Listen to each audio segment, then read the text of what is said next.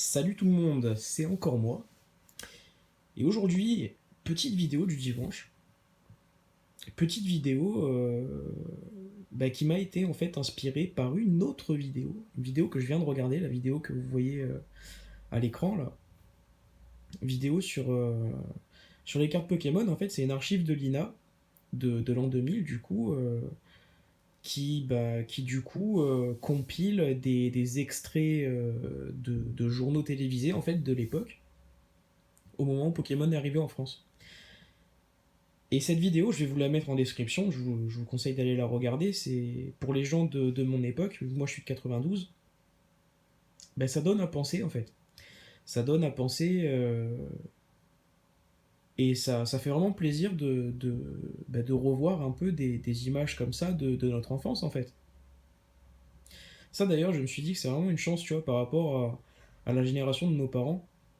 Bon, déjà, eux, à l'époque, il n'y avait pas autant de merchandising autour de leur centre d'intérêt d'enfants, tu vois.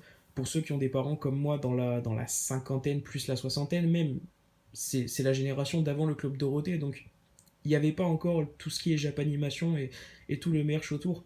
Donc il y a ça, puis surtout, c'était pas filmé en fait. Si tu veux, il n'y a pas d'archives vidéo comme ça pour les souvenirs d'enfance de nos parents. Nous, c'est une chance qu'on a par rapport à eux, je trouve. Et cette vidéo m'a fait rire, quoi. Parce que je me suis rendu compte à quel point, comment dire, à quel point on était cons, en fait, quand on était petit. Je parle vraiment pour ceux de mon âge, ouais, qui approchent de la trentaine et qui étaient du coup en primaire, voire même plus jeunes. Mais moi, j'étais en CP. Au moment où Pokémon est arrivé en France. Et du coup, je me rends compte à quel point on était cons en regardant cette vidéo, parce qu'en fait, du coup, Pokémon est arrivé en 2000 et a touché aussi pas mal de collégiens. Et dans cette vidéo, tu vois qu'il y avait des sales trafics de cartes dans les collèges à base de revente avec de l'argent, quoi. Et ces dérives, entre guillemets, alarmaient pas mal les adultes. Et nous, au même moment, en fait, en primaire, c'était pas du tout ça, quoi.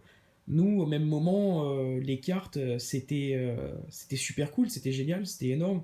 Mais il n'y avait pas de... Il n'y avait pas une notion mercantile autour, quoi. Voilà. Et comment dire, quand on était plus jeune, en fait, on voyait le verre à moitié plein, quoi. On voyait pas le verre à moitié vide. Ça, c'est un truc qui est venu beaucoup plus tard. Moi, je me souviens qu'à l'époque, putain, je parle vraiment comme un vieux, mais bon, enfin, à l'époque, quoi, quand j'étais petit, ouais, en l'an 2000, quoi, quand j'avais 8 9 ans, j'étais content, en fait, d'avoir mon paquet de cartes et j'étais content de voir ce paquet grossir de semaine en semaine à force de faire des échanges. Et voilà, quoi, je voyais le verre à moitié plein. Et focaliser son attention sur les cartes qui nous ont finalement manqué arrivé à l'âge adulte, quoi. Et là, ce que je dis, je pense, parle aux gens qui sont dans des full sets de séries, quoi. Il y en a même qui font des full sets des séries de tous les blocs. Ça, c'est un truc qui est venu beaucoup plus tard. Mais je pense que c'est pas juste qu'on était con parce qu'on était jeune, c'est juste qu'en fait, Pokémon venait d'arriver en France. Et on n'était pas informé, en fait. On n'était pas informé par exemple, ne serait-ce que sur les séries en fait. Set de base, Jungle, Fossil, c'est arrivé quasiment en même temps. Tout est arrivé en même temps en fait en France. Les cartes, les jeux, le dessin animé, le film. Et on n'était pas bien informé en fait. On faisait pas attention aux numéros des cartes. On faisait pas attention aux symboles, aux séries. On avait juste des cartes Pokémon en fait. Et ça, c'est un truc que je vois par rapport aux jeunes d'aujourd'hui, parce que j'ai deux petits cousins de 8 et 9 ans, mais c'est des experts en fait. Ce sont des experts en cartes Pokémon. Parce que Pokémon maintenant est installé depuis 20 ans, et aussi parce que aujourd'hui il y a Internet. Et ça permet à tous les jeunes d'aujourd'hui d'être informés très tôt par rapport aux séries et de prendre la collection très au sérieux en fait. Chose que nous on n'a pas fait petit. Parce qu'encore une fois Pokémon venait d'arriver, et parce qu'il n'y avait pas Internet, on n'était pas informés. C'est pas qu'il n'y avait pas Internet, il y avait Internet, mais moi quand j'étais en CP, sur une classe de 30, s'il y en avait 5 qui avaient Internet chez eux, c'était beau quoi. Internet, ça a vraiment. C'est vraiment démocratisé dans les familles, je pense. Ouais, quand j'étais en cinquième, voilà, la rentrée de ma quatrième, tout le monde avait Internet chez soi, voilà, 2004, 2005. Avant ça, Internet, ça avait un coût. Fallait acheter l'ordi, fallait payer l'abonnement. Et convaincre ses parents de prendre Internet, c'était une bataille que pas grand monde a gagné, hein. Et moi, du coup, je l'ai gagné tard, cette bataille-là. Ouais, chez moi, on a eu Internet, je crois que quand je suis rentré en seconde, hein. Parce que les parents étaient pas cons et savaient très bien que les enfants voulaient avoir Internet pour aller sur des sites à la con, quoi, voilà, ou pour regarder les codes sur les jeux vidéo, mais c'était pas pour travailler à l'école ou ce genre d'excuses. Excuses qu'on invoquait justement pour essayer de les convaincre.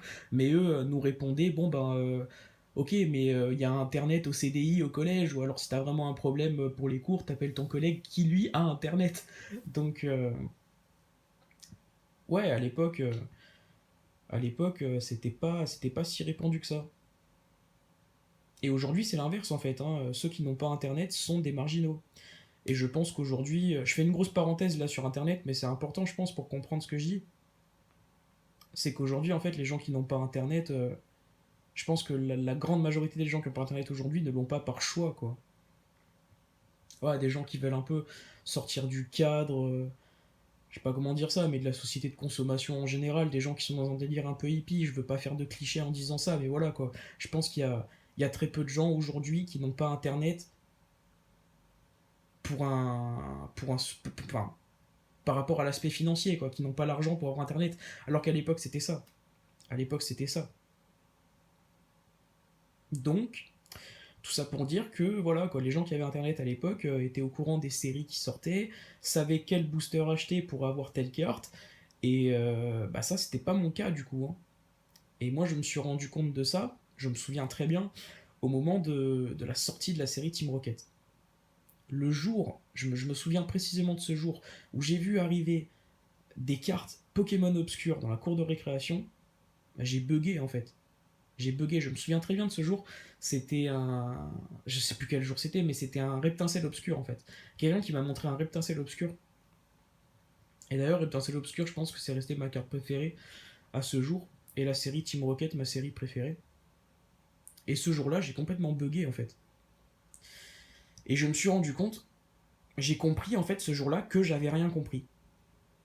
J'ai compris que j'étais en train de passer à côté d'un aspect vraiment sérieux par rapport aux cartes Pokémon. Ouais, que j'ai compris qu'en fait je savais rien, qu'il y avait des séries, que les séries sortaient, euh, que c'était sérieux en fait, que c'était cadré tout ça quoi, que c'était pas juste des cartes qui sortaient comme ça dans des paquets. J'ai compris qu'il y avait des cartes différentes dans différents paquets, et que voilà quoi, que j'étais en train de passer à côté d'un, comme je viens de vous le dire, d'un aspect très sérieux quoi par rapport aux cartes Pokémon. Et c'est quelque chose qui m'a pas traumatisé non plus, mais qui m'a fait chier, quoi. Qui m'a fait chier. Et après, les séries Néo sont sorties.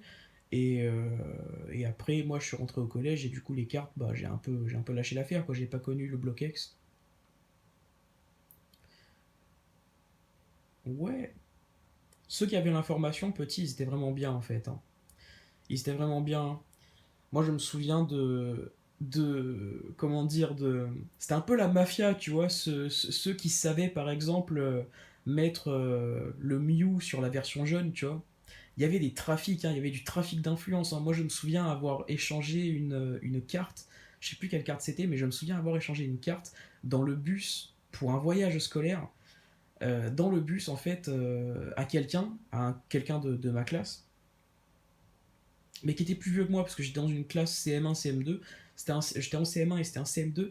J'avais changé une carte pour qu'ils me mettent le Mew sur ma version jeune. Et j'ai toujours le Mew, et j'ai toujours la version jeune, il y a toujours le Mew dessus. Ouais, ceux qui avaient l'information, ils étaient bien, et ça, c'est un truc que tu voyais par rapport à d'autres faits, quoi. Par exemple, le délire avec le Mew antique. Le jour où il y a des gens qui se sont ramenés avec le Mew antique à l'école, j'en ai pas vu beaucoup, hein, des Mew antiques passer dans la cour de récré. Mais ces mecs-là se sont bien gardés de dire que cette carte, en fait, elle était pas rare du tout et qu'il fallait juste la demander au ciné. Mais parce qu'ils savaient qu'il fallait la demander. Elector, Articodin et Sulfura Promo, on te les donnait quand tu allais voir Pokémon 1. On te les distribuait, en fait, à l'entrée ou à la sortie du cinéma. Mais le Mew antique, c'était quand t'allais voir Pokémon 2, si je dis pas de conneries. Il fallait la demander au cinéma. Fallait la demander. Et ça, tu pouvais le savoir que si t'avais eu l'info, bah, à mon avis, par internet, ou alors si tes parents s'étaient renseignés un peu. Moi, j'étais pas spécialement aidé par mes parents non plus, hein. En plus de pas avoir internet, mes parents, c'est. J'aime pas trop cette expression, mais ouais, c'est des purs boomers, quoi.